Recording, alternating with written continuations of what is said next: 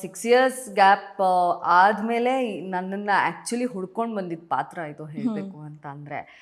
ನಾನಿನ್ನೂ ವಾಪಸ್ ಬರೋ ಪ್ಲ್ಯಾನೇ ಮಾಡಿರಲಿಲ್ಲ. ನನ್ನ ಮಗುಗಿನ್ನೂ 2 ವರ್ಷ ಕೂಡ ಆಗಿರಲಿಲ್ಲ. ಸೊ ನಾನು ಪ್ಲ್ಯಾನೇ ಮಾಡಿರಲಿಲ್ಲ ಬರಬೇಕು ಅಂತ. ಒಂದು ಆಡಿಷನ್ ಇದೆ, ಬನ್ನಿ ಬನ್ನಿ ಬನ್ನಿ ಅಂತ ಅಂದ್ಬಿಟ್ಟು ನಾನು ಆಡಿಷನ್ಗೆ ಮತ್ತೆಲ್ಲಿ ನನ್ನ ತೊಗೊಳ್ತಾರೆ ಬಿಡು, ಬೇಡ, ಅದು ಅಮ್ಮನ ಪಾತ್ರ ಮಾಡಬೇಕು, ಸುಮ್ಮನೆ ಇಷ್ಟೊಂದು ಫೋರ್ಸ್ ಮಾಡ್ತಾರಲ್ಲ, ಎಷ್ಟೋ ಯಾರಾದರೂ ಸಿಗ್ತಾರೆ ಫ್ರೆಂಡ್ಸು ಮಾತಾಡಿಸ್ಕೊಂಡು ಹಾಗೆ ಆಡಿಷನ್ ಕೊಟ್ಟು ಬರೋಣ ಅಂತ ಬಂದೆ.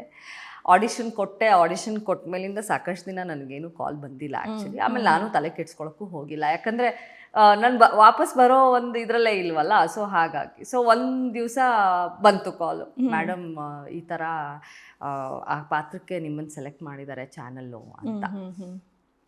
ಅಂದರೆ ನಿಜವಾಗ್ಲೂ ನೀವು ನನ್ನನ್ನು ತಾಯಿ ಅಷ್ಟು ದೊಡ್ಡ ಮಗನ ತಾಯಿ ರೋಲ್ ಮಾಡೋಕ್ಕಾಗುತ್ತೆ ಅಂತ ನಿಮ್ಗೆ ಅನಿಸುತ್ತಾ ಅಂತ.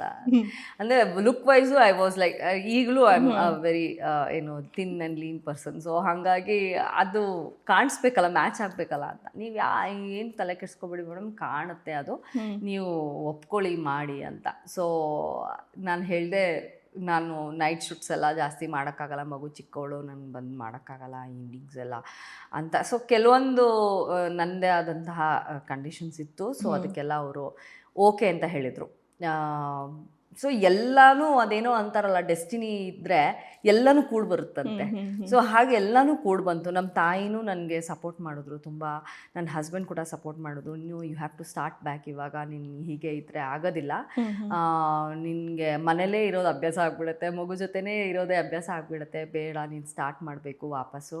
ಅದಾಗೆ ಕರೆದು ಅವ್ರು ಕರಿತಾ ಮಾಡಿ ಅಂತ ಹೇಳ್ತಾ ಇರಬೇಕಾದ್ರೆ ನೀನು ಬೇಡ ಅಂತ ಇದು ಮಾಡಬೇಡ, ಒದಿಬೇಡ, ಅದನ್ನು ಹೋಗು ಮಾಡು ಅಂತ.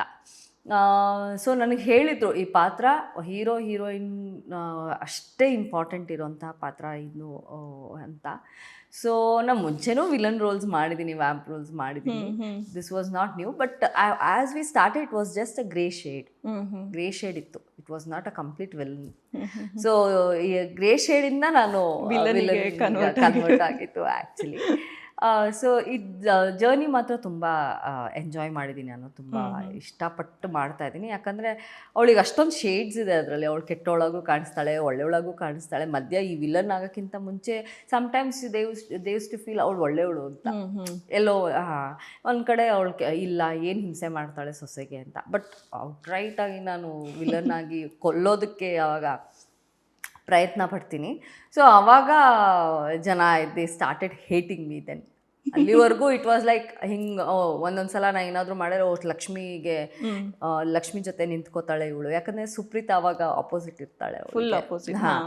ಸೊ ಅವಾಗ ನಾನು ಕೆಲವೊಂದು ವಿಷಯದಲ್ಲಿ ನಾನು ಅವಳಿಗೆ ಸಪೋರ್ಟ್ ಮಾಡ್ಕೊಂಡು ಹೋಗ್ತೀನಿ. ಆಮೇಲೆ ಯಾವಾಗ ಸುಪ್ರೀತಾ ಅವಳಿಗೆ ಸಪೋರ್ಟ್ ಮಾಡೋಕ್ಕೆ ಶುರು ಮಾಡ್ತಾಳೆ, ಅವಳಿಂದ ಮತ್ತು ಅವಳು ನನ್ನ ವಿರೋಧಿಸಕ್ಕೆ ಶುರು ಮಾಡ್ತಾಳೆ, ಅವಾಗಿಂದ ನನಗೆ ಅವಳು ಇಷ್ಟ ಆಗೋದಿಲ್ಲ. ಸೊ ಕೊನೆಗೆ ಅವಳನ್ನ ಕೊಂದೇ ಬಿಡಬೇಕು ಅಂತ ಡಿಸೈಡ್ ಮಾಡಿ. ಯಾಕಂದರೆ ಕೀರ್ತಿ ಸತ್ಲು, ಹೆಂಗೆ ಸತ್ಲು ಅದೆಲ್ಲ ಅವಳು ನೋಡ್ಬಿಟ್ಟಿರ್ತಾಳೆ, ಅದು ನನಗೂ ಗೊತ್ತಿರುತ್ತೆ. ಬಟ್ ಅದನ್ನ ಇಟ್ಕೊಂಡು ಇವಳು ನನ್ನನ್ನು ಆಟಾಡಿಸ್ತಾ ಇರೋದು ವಿಷಯ ಅವಳಿಗೆ ಗೊತ್ತಾಗಿ ಅವಳಿಗೆ ತುಂಬ ಅದು ಇದಾಗ್ಬಿಡತ್ತೆ, ಸಿಟ್ಟು ಬಂದ್ಬಿಡತ್ತೆ, ಈಗೋ ಹರ್ಟ್ ಆಗುತ್ತೆ, ನನಗೆ ಮಾಡ್ತಾಳಲ್ಲ ಇವಳು ಅಂತ.